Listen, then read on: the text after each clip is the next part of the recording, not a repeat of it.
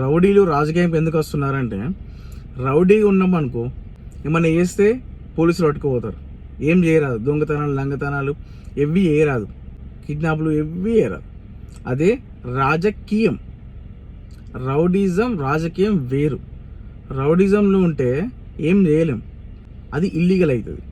అదే రాజకీయం నుండి చేస్తే లీగల్ అవుతుంది. రౌడీలుగా ఉన్నప్పుడు మనల్ని ఎవరైతే రౌడీ షీటర్ అన్నారో, దొంగలు లంగలు అన్నారో, అదే రాజకీయానికి వస్తే అదే పోలీసులు మన సెక్యూరిటీగా ఉంటారు.